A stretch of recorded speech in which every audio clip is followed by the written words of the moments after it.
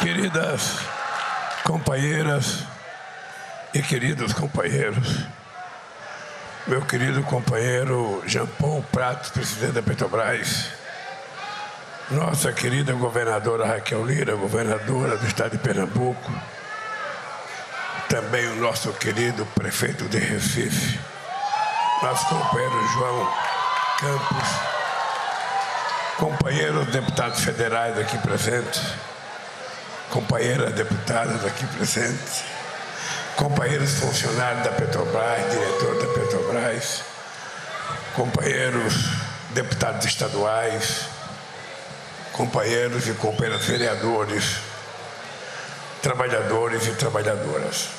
A nominata é muito grande e eu vou dispensar um pouco a nominata e falar, cumprimentando todos os políticos, falar o nome da nossa querida Tereza Leitão, nossa senadora, e em nome dela eu cumprimento todas as pessoas aqui presentes. Eu não vou ler discurso. O pessoal que trabalha comigo às vezes fica preocupado, porque eu passo a semana inteira pedindo discurso, e quando eu chego na hora de ler o discurso, me dá vontade de falar, e eu não me sentirei bem falar olhando para o papel, ao invés de falar olhando para a cara de vocês.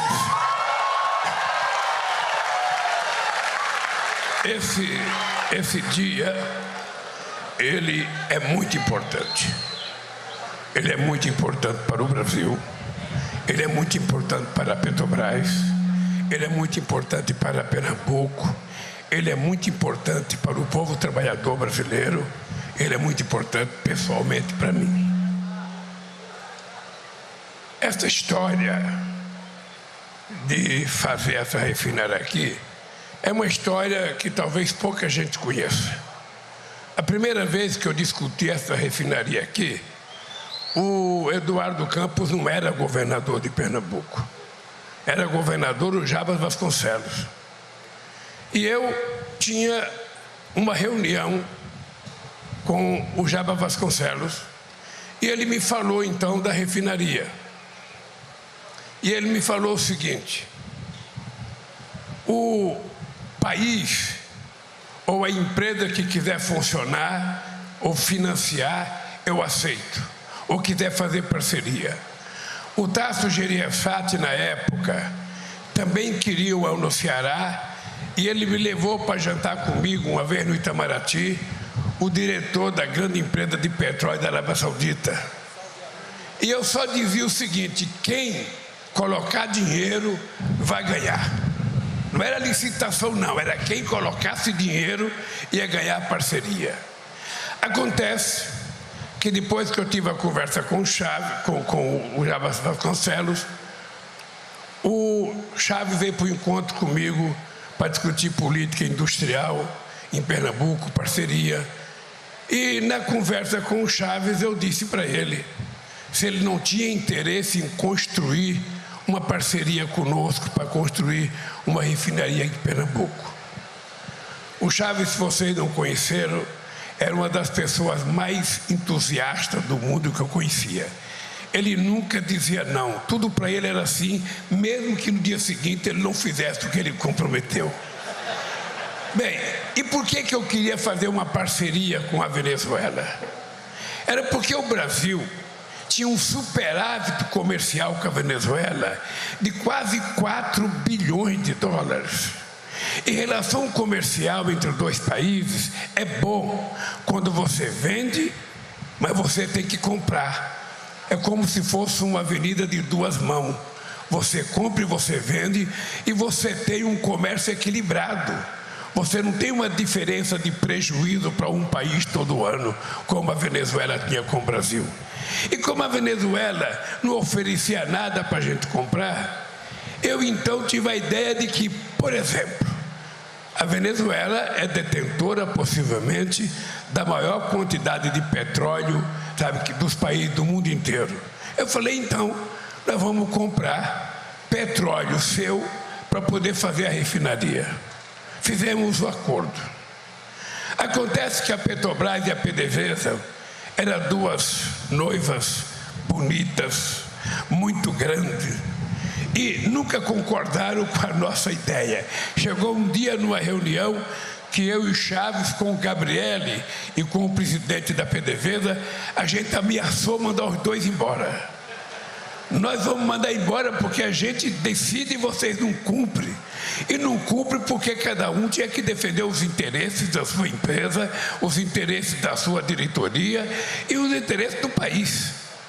O dado concreto é que quando o Chaves concordou, a gente resolveu começar essa refinaria. Mas nunca o Chaves colocou um centavo aqui. Chegou um dia, João Paulo, que eu, conversando com o Zé Sérgio Gabriel, eu fiz: Zé Sérgio, a gente não vai esperar o Chaves, vamos fazer a nossa refinaria. E a Venezuela, ela tem um petróleo, para quem conhece, 8 API. É um petróleo muito pesado, E para fazer a refinaria com a Venezuela, a gente tinha que fazer quase que 2 refinarias, porque a gente tinha que fazer a nossa e tinha que fazer um reparador para preparar o petróleo dele para entrar na nossa. Então, nós terminamos fazendo sozinho a nossa refinaria, e eu posso dizer, graças a Deus, a gente está fazendo ela sozinha, porque a gente vai fazer com os nossos erros e com os nossos acertos. Bem, eu queria só lembrar vocês que quando eu deixei a presidência da República, eu tive as contas dos meus 8 anos de governo aprovada por unanimidade no Tribunal de Contas e aprovada pelo Congresso Nacional. Somente 5 anos depois, começou o processo de denúncia contra a Petrobras. E, na verdade, não era contra a Petrobras. Porque se você quisesse, de fato, apurar corrupção, você apura. Você apura a corrupção. Se pegar o João Paulo, se o João Paulo roubou, manda ele embora e manda ele para a cadeia. O que não pode punir é a soberania de um país como o Brasil e da sua empresa mais importante, que é a Petrobras. A história ainda vai ser contada, porque você sabe que muitas vezes a história leva anos, décadas e até séculos para a gente saber da verdade. Mas eu vou dizer uma coisa como presidente da República desse país: tudo o que aconteceu nesse país foi uma mancomunação entre alguns juízes desse país, alguns procuradores desse país, subordinados ao Departamento de Justiça dos Estados Unidos, que queriam e nunca aceitaram o Brasil ter uma empresa como a Petrobras. Eles não queriam que a gente tivesse a Petrobras em 1953. Essa lei editorial do jornal Estado de São Paulo daquela época, que eles vão dizer que o Brasil não precisava de petróleo. O Brasil tinha que importar, ficava mais barato. Porque, lamentavelmente, este país, que foi descoberto há 524 anos atrás, foi colonizado durante muito tempo, foi o último país a ter a independência, o último a acabar com a escravidão, o último a ter voto da mulher, o último, na verdade, a fazer com que a gente tivesse uma universidade, uma elite com um complexo de vira-lata, subordinada aos interesses dos outros e com pouco interesse nesse país. Por isso eu estou orgulhoso de estar aqui. Vocês não têm noção da alegria que eu estou de estar aqui e vestindo essa camisa amarela, com essa abóbora. Esse menino aqui, eu cansei de dizer para o David que eu tinha dó dos camisas laranja da Petrobras, porque quantas vezes companheiros entraram em restaurante para comer e porque estava com essa camisa eram chamados de ladrões. Quantas vezes? E por que isso acontece? Porque toda vez que você quer ganhar uma disputa, você primeiro destrói moralmente a pessoa. Você inventa uma mentira, você conta qualquer cara, sabe? Você inventa qualquer história e você martela aquela mentira até ela se tornar uma verdade na cabeça do povo. E muita gente, como Getúlio Vargas, que governou esse país por 15 anos, de 30 a 45, depois votou em 50, eleito pelo povo, em 53 criou a Petrobras, ele não aguentou os 4 anos de democracia e com a denúncia contra ele, ele se matou. E eu acho que eles imaginavam que poderiam fazer o mesmo comigo. Eu poderia ter voltado a ser presidente da República em 2014. Poderia tranquilamente, e eu tenho certeza que seria eleito. Mas eu achava que era um direito da companheira Dilma Rousseff ter a sua reeleição se ela quisesse ser candidata. E aí começou o processo de destruição de tudo aquilo que a gente tinha feito no Brasil. De tudo aquilo que a gente tinha feito no Brasil, começou o processo. Eu nem deveria estar contando essas coisas aqui, porque já se passou muito tempo, o povo já me colocou de volta, as pessoas que me acusaram estão apodrecendo porque sabem que mentiram e sabem que o inferno os aguarda por tanta mentira que eles contaram. Eles sabem. Os pastores que mentiram a meu respeito sabem que não estão falando em nome de uma religião séria ou em nome de Deus, sabem que estão mentindo. E eles sabem que Deus está vendo, eles sabem que Deus sabe. Entretanto, faz parte de um jogo sórdido, de um jogo talvez o pior que eu já fiz. Mas, gente, eu tive 59 capas de revista me chamando de ladrão. Eu tive 13 horas de jornal nacional me chamando de ladrão. Eu tive 680 primeiras capas de jornais me chamando de ladrão. Eu poderia ter entrado numa sala, ter dado um tiro na cabeça, escrever uma carta e falar, acabou. Mas eu aprendi com a minha mãe que dignidade a gente não compra em shopping, a gente não compra em free shop. Dignidade a gente adquire é no berço, com a educação que a gente recebe. E eu fui educado por uma mulher que nasceu aqui em Caetés, morreu em São Paulo analfabeta, e quando ela morreu eu estava preso. Estava preso por causa da greve de 80. E na época, que era uma ditadura, tinha um delegado melhor do que alguns juízes agora, que não me deixaram eu ir na morte do meu irmão. Na época, me soltaram da cadeia com 2 delegados acompanhando para ir para o enterro da minha mãe. E eu ficava imaginando o que eu deveria fazer. A minha mãe dizia, meu filho, só tem uma coisa que você não pode fazer, é baixar a cabeça. Não baixa a cabeça nunca, porque se você baixar a cabeça, os caras colocam uma cangaia no teu pescoço e nunca mais você consegue levantar a cabeça.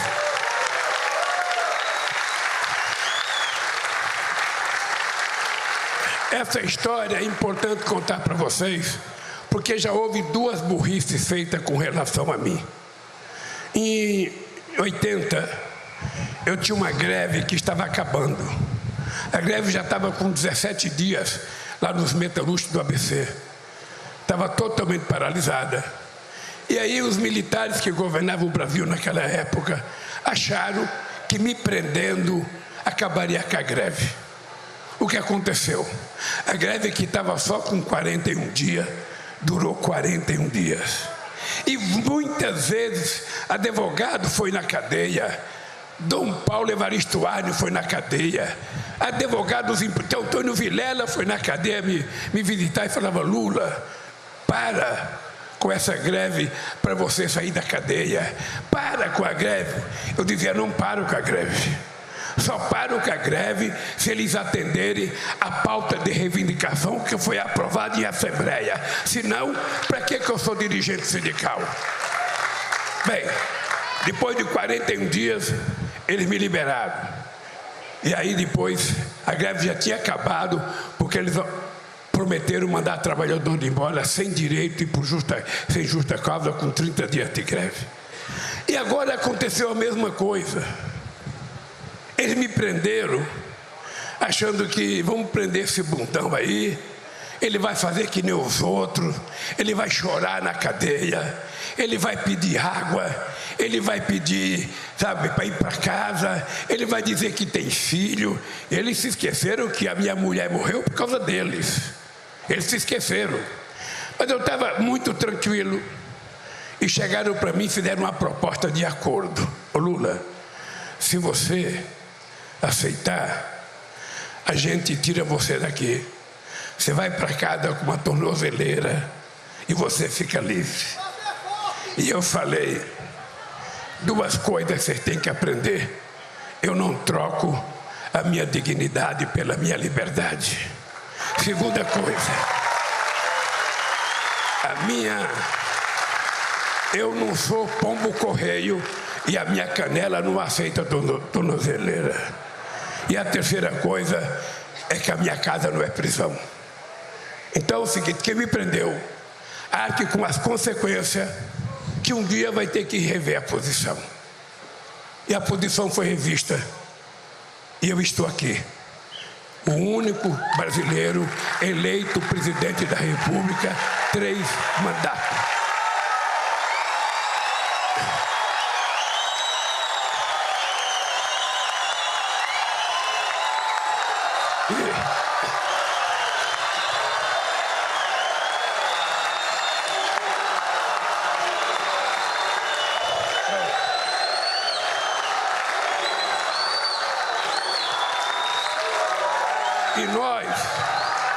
E nós estamos apenas recomeçando. O ano passado, nosso primeiro ano de mandato, foi um ano de recuperação das coisas.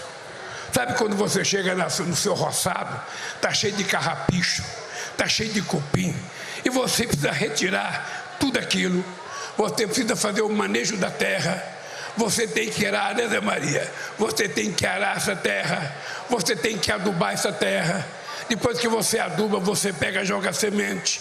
Depois da semente, você joga a terra por cima. Aí começa a jogar água, porque Deus também ajuda a gente. E aí, 3 meses, 6 meses, 4 meses, dependendo da cultura que você plantar, você está colhendo as coisas. Então, o primeiro ano foi um ano de limpar o terreno e de plantar coisa nova. Este ano é o ano da colheita. E a primeira árvore frondosa que nós estamos colhendo é a cooperação da RENEST. É preciso saber quanto dinheiro esse país perdeu nesses 10 anos de atraso dessa empresa. Quanto salário deixou de ser pago? Quantas pessoas de ter benefício nesse país? Quanto que esse país perdeu na sua competitividade internacional?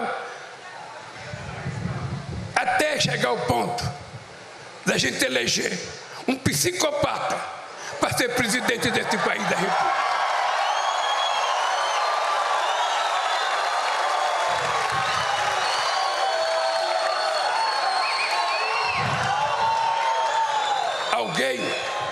Alguém que vive da mentira, alguém que vive da maldade, alguém que vive de ofender os outros. E é fácil, porque para ele todo mundo aqui é ladrão, para ele todo mundo aqui é comunista, para ele todo mundo aqui defende aborto, para ele todo mundo aqui faz isso e faz aquilo, como se ele e os seus filhos fossem exemplo de família nesse país. Eu quero que vocês saibam que eu estou agora aqui na reinauguração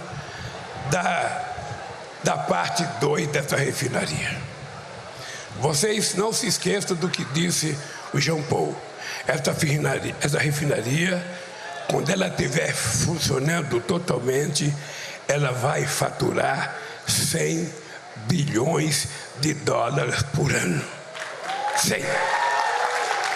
Eu acho que o João Campos ficou triste porque a prefeita de Pojuca vai ganhar muito dinheiro, o governo do estado vai ganhar dinheiro, mas o João tem que saber que Recife, como é a capital, é a cidade mais importante, o povo ganha dinheiro aqui e vai gastar lá, vai para o cinema lá.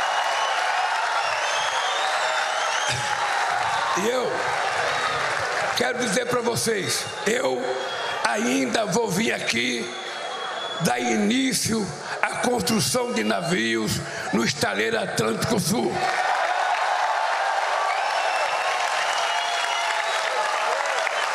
Vou em Porto Alegre junto com o Jean Paul, acho que o mês que vem, porque também nós vamos recuperar o estaleiro. Porque esse país é muito grande, esse país não pode ficar subordinado à pequenez de umas pessoas que agora, Jean Paul, estão brigando para que a gente faça desoneração das horas extras, da folha de salário. Vamos deixar de pagar imposto na folha de salário. Por acaso os empresários que fazem essa proposta estão oferecendo para nós uma contrapartida? Eles querem que a gente desonere a folha de pagamento? Por que eles não garantem estabilidade para os trabalhadores durante todo o período que está? Por que não garante? Por que não garante uma parte do que vai lucrar com a desoneração distribuir em forma de salário para os trabalhadores? Não só eles querem, só eles desejam. E esse país tem que mudar, precisa mudar. Senão a gente vai continuar mais uma vez no século XXI sendo um país que teve chance de crescer e não cresceu, que o povo teve chance de melhorar e não melhorou. Será que esse país teve que esperar 470 anos para o analfabeto metalúrgico vencer o presidente que mais fez universidade nesse país, que mais fez institutos federais nesse país, que mais fez escolas técnicas nesse país? Será que essa gente não tem vergonha na cara, com tanto estudo, não sabe como tratar o povo, não sabe como respeitar o povo, não sabe o sofrimento das pessoas? Como é que a gente vai construir uma nação grande com tanta gente perambulando pela rua, com tanta gente pedindo esmola, com a juventude sem perspectiva de vida? Nós agora aprovamos essa semana uma poupança de R$200 por mês para o ensino médio. Todo adolescente que estiver fazendo o ensino médio, ele vai ter uma poupança de R$200 por mês. Durante os 3 anos, ele pode acumular R$9.000. Ele pode até tirar um pedacinho, mas ele só vai tirar o total quando ele terminar o curso técnico. E o curso técnico tem que ser profissionalizante para que as pessoas tenham uma profissão. Vocês sabem o que é sair procurando emprego e a pessoa pergunta: o que você sabe fazer? Nada. Você tem experiência? Não. O que você está fazendo? Tudo um pouco. Quem fala que sabe tudo um pouco não sabe nada. É que nem jogador de bola. Quando a gente está na várzea, que a gente pergunta para o cara: você sabe jogar em que posição? Em todas. É mentira. Não sabe jogar em nenhuma. Não sabe jogar em nenhuma. Isso é que nem escolher presidente da República. É escolher um cara que tem compromisso com esse país. E eu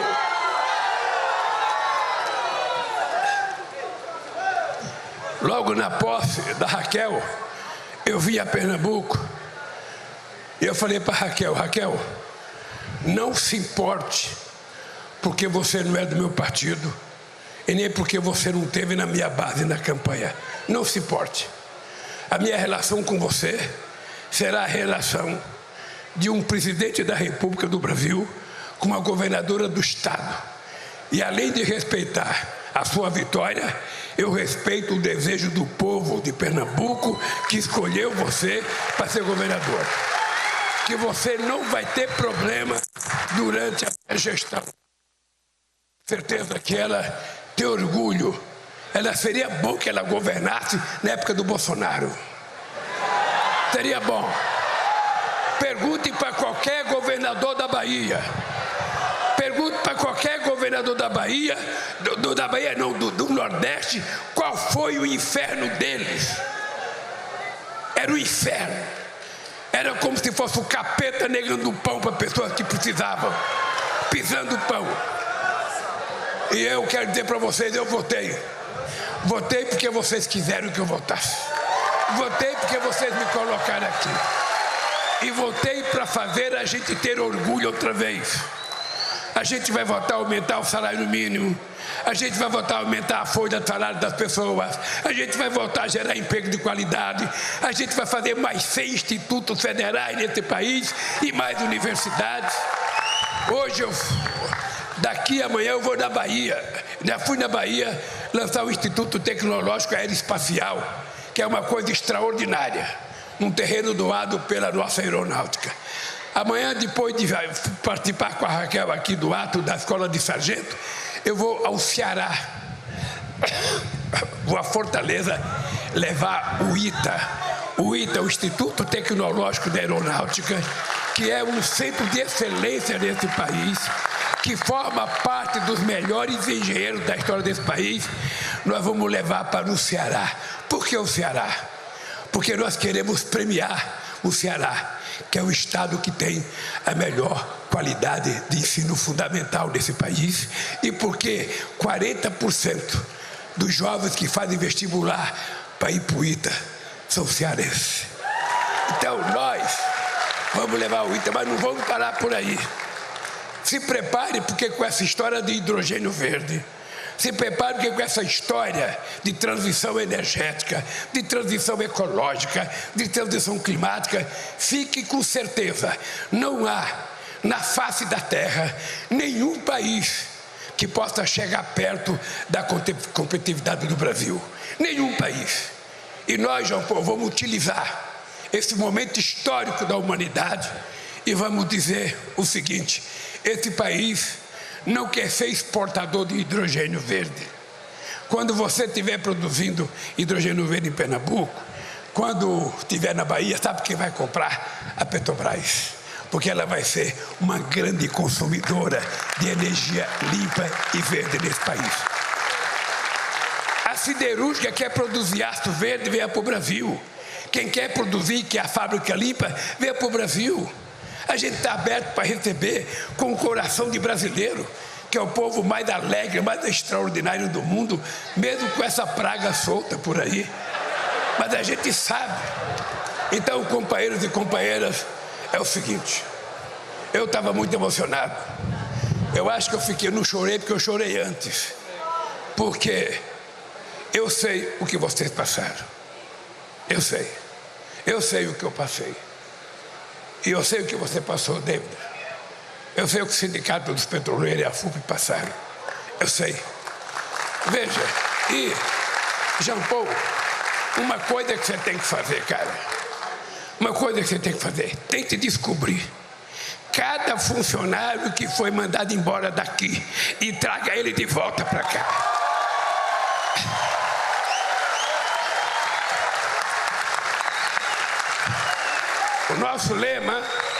O nosso lema é: ninguém solta a mão de ninguém e ninguém deixa um companheiro para trás. Esse é o lema para a gente poder ter sucesso nesse país. Eu quero terminar não falando de petróleo, eu quero terminar dentro do Brasil.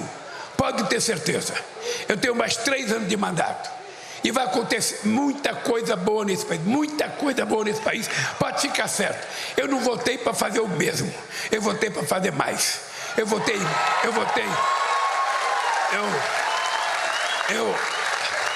Eu quero dizer para vocês que eu votei um pouco mais velho, vocês estão percebendo. Naquela apresentação eu estava de cabelo preto, mas eu quero dizer para vocês, eu estou com 78 anos de idade, a energia é de 30 e o tesão político é de 20. Eu estou aqui para fazer essa revolução desse país. Um abraço, gente, que Deus abençoe vocês. Parabéns, Petrobras, parabéns, João Paulo, parabéns, a diretoria e parabéns, Pernambuco. Poder Monitor, a ferramenta mais completa para monitorar os 3 poderes. Acesse agora poder.cc/monitor e ganhe 30 dias grátis.